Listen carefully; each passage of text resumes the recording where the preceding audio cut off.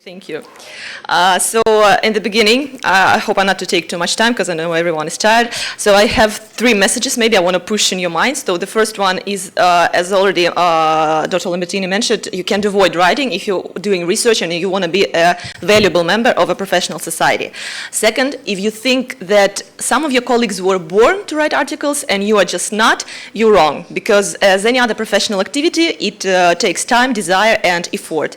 And the third, that there are certain standards in medical writing. However, it's not a very strict and mechanical process, so there are different instruments and approaches you can use. For example, I'll mention those that work for me, but you can transform them or find something that you feel comfortable with. So while preparing for this talk, I did my homework and I've written many articles advising on how to write a good articles, and many of them are called 10 steps to write a good article, or someone are more ambitious and promise to teach you in 5 steps. So some of these advices are good, but not all of them are very practical. So I just chose not to build my presentation as an algorithm, and because all these steps you can find in these articles, I'll just stop at those points which are usually more challenging, confusing, or some that we don't even think about sometimes. So how usually the process of writing starts? So your mentor or the head of the department comes up to you and says, okay, you will be writing an article on how we've been treating patients with gastric cancer in our department for the past 5 years. You have a week, go. And what are your thoughts at that moment? Why me? Why me? I mean, I have so much other things to do. I don't have time. I don't want to do this. But if you have internal motivation that maybe you come up by yourself or someone shows you, then of course the writing process can be so much less painful and more productive. So I find 2 main reasons and 1 extra reason. The first one is the higher one, so that we have to disseminate our findings, because we need to move oncology forward, and in order to let everyone to reach the highest standards in cancer research, diagnostics, and treatment. Second of all, once again, is career related, because whether you like it or not, we're all judged by what we write. For example, if you want to learn about someone in oncology who you haven't met in person, what would you do? You Google them, right? We all do. So, and if you see links to international journals and to large scientific databases, then you see that this person must be doing something interesting, something great, and he stands among others. So here I dared to Google our respected chairs. I hope they don't mind, but that illustrates actually what I'm talking about here. And I mentioned the third reason, and that's actually money. Because if you get financial support from foundation or from Ministry of Healthcare, you are obliged to publish a certain number of papers based on the results of the funded research. And actually here in Russia, sometimes this issue is especially problematic, because even if it's just the first year of your research, so you're just starting from the beginning without any background, you still have to publish, for example, 2 or even 3 papers by the end of this year. And I get some funding, and I know how challenging it is sometimes. So, but it makes you write, and it makes you write fast. So that also works. Unlike fiction literature, in medical writing, the article starts long before you sit with your laptop, ready to type, and your inspiration. So it starts with the design of the study. And amazingly, some researchers do not associate 2 these processes together. I mean, they find designing and performing a study completely independent from writing an article afterwards. But that can put you in a very difficult position, and you find yourself when you try to collect all of your data and to transform it into an article, but you can't, because you find that you cannot justify some of your findings, or maybe there were some missteps in the design, or you used the wrong method, so it's really a terrible situation. So in order to avoid that, I would advise to read guidelines on how to report the results at the stage while you are still planning your study. So there's a great resource called an Equator Network. I'm sure many of you have heard of it, or those who didn't, please look at it. There are all kinds of guidelines to reporting different kinds of clinical and experimental trials. For example, that's how it looks for randomized control trials. So you just look through and check that you have everything covered in your study plan or your study design. So afterwards, you won't have any problems writing an article based on these results. This is slide number 10, and we're still not actually writing an article, but don't worry, I remember the name of the topic. So, but sometimes you have to choose a journal before you actually start writing. And There are also two options here. The first is one your mentor or maybe your colleagues have an experience in publishing at a certain journal, so you don't have to think about it. But the second, more common situation is when you have to come up with a journal that your article will fit in. And many of us struggle with it. I know because I did. Luckily, we live in the modern era, and there are some online tools, for example, Springer and Elsevier. They suggest very good online instruments for that. But in order to use them, you should have at least a preliminary title of your article so it can work with it. But there is a third option. You can just download such an Excel file with a list of journals indexed in Web of Science and Scopus, and you can be guided not only by the name of the journal, but also by the impact factor. So you find not the highest, not the lowest, but maybe something in the middle. That will be perfect. Further on, I'll talk about original articles because we simply don't have enough time to cover all of it, but many of the things I'll be talking about will be surely applied to all of them. And obviously, we all know the structure of an original article, so I'll just go through each section briefly. I'll continue talking about myself because that's what I know best.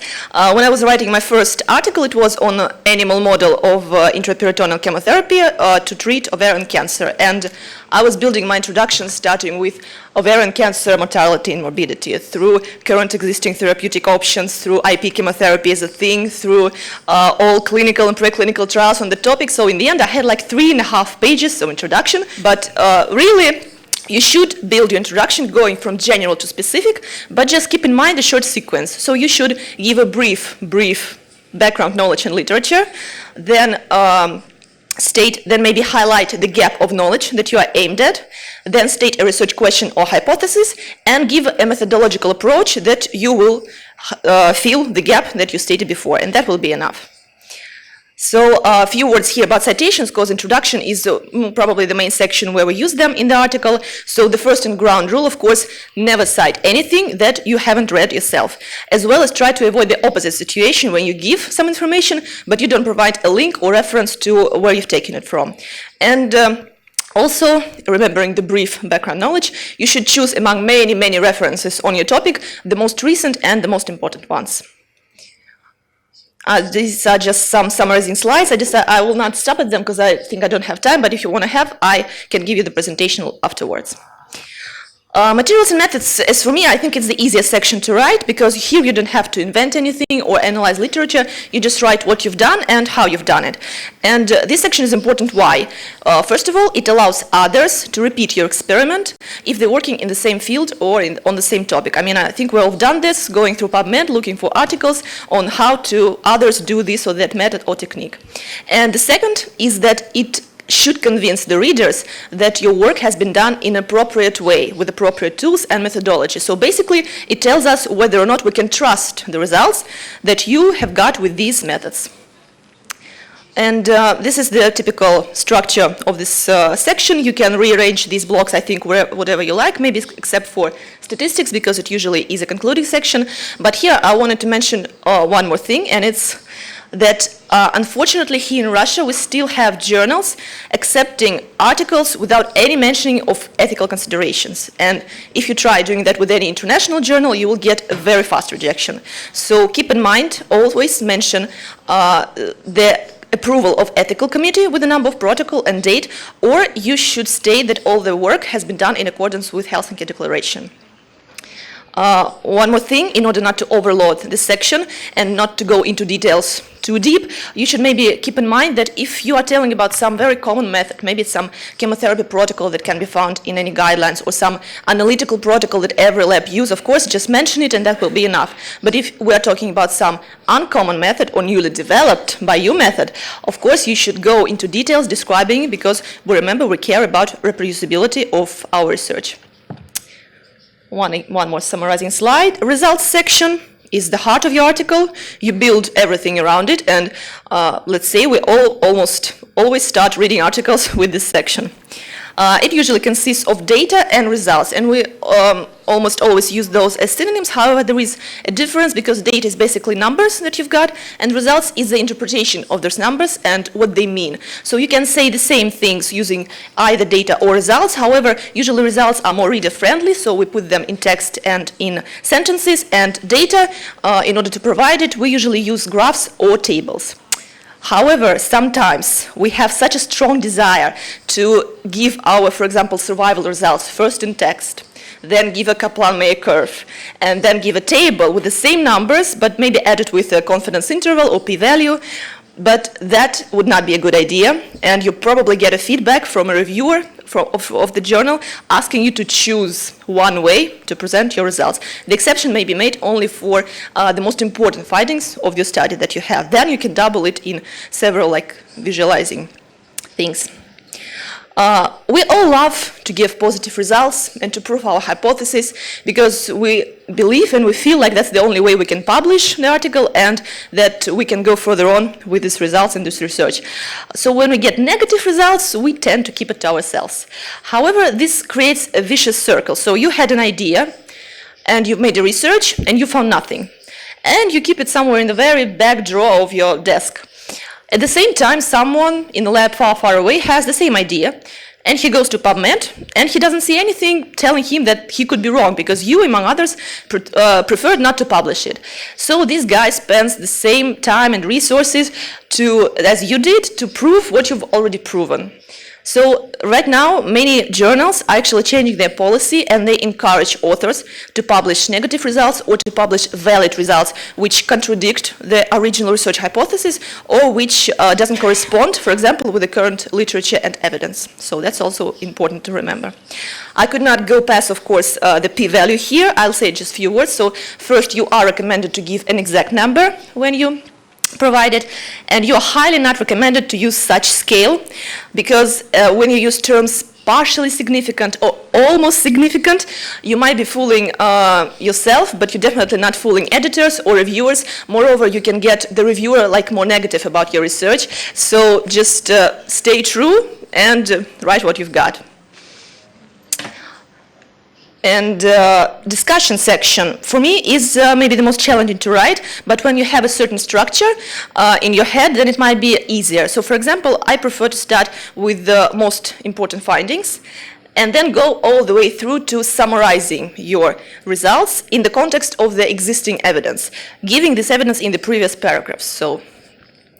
And of course, try not to be too optimistic and loud in your concluding sentences, because when we write our small one-centered study would dramatically change the perspective for our patients and for oncology as a whole. Of course, in that case, we will be calling Nature or Lancet, but not publishing it in some other journal. So try to be. Some might underestimate this section, but they would be wrong, because I had an example, even my personal example, when you submit an article to a journal with a reference list which is not made in accordance with the rules of the journal. And just 1 or 2 days later, you get an email asking to redo it. And before you do so, nobody will look at your results, materials, or anything else. Nobody cares. So you should pay some attention to this section, very carefully read instructions to authors for each journal. And one more thing, here in Russia we are used to alphabetical order of links. However, in international journals you should provide references as they go in text, as they appear in text. But basically, writing this section is very boring. This is the point where you're almost exhausted and you think, who cares about the stupid references? I have a genius article. But just be patient and give this some of your time. Never forget to acknowledge your colleagues who helped you with the research, with statistics, with writing in articles, but they were not considered to be the authors, so you should put them in this section. We want to be fair with our colleagues. And once again, financial support, very important. Remember, we should justify the money we spent, that we spend them well. After we're done with the body of the article, we start writing an abstract, and that's actually a moment where you realize whether you did a good job, because when you have a good, well-structured, well-written article, you have usually no trouble in putting all this into a small abstract. So it has the same sections as the article itself, but here keep in mind the keywords, because that's what give your research visibility and potential citation, and that's what we're always aimed at. And finally, when you think you're done, there is a teeny tiny thing waiting for you around the corner, and that's a submission process. So the same question, the same advice here as the references, just stay calm, carefully fill out all the forms that you're supposed to. Plus, remember that here you will be asked to upload 2 additional files. It's a copyright form signed by the corresponding author or by the others, all the authors, and a cover letter that will tell why the journal will benefit from publishing your article and why your article fit actually to this journal.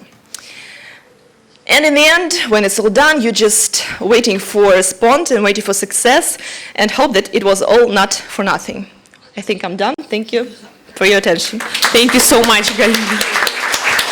I have a question. Yeah, sure. That's really painful question for me, because sometimes I've read I'm talking about our Russian colleagues. So our Russian colleagues, sometimes they are really self-confident and they don't think that they need to send to native speaker to have a review from their article. I'm not going to talk about scientific part, but they are so, think that their article is outstanding, and even if they have advanced level of English, I don't think that, I'm not talking about my personal view, so my question is, do you normally send someone your article, or do you think it's a good practice even if you have good level of language?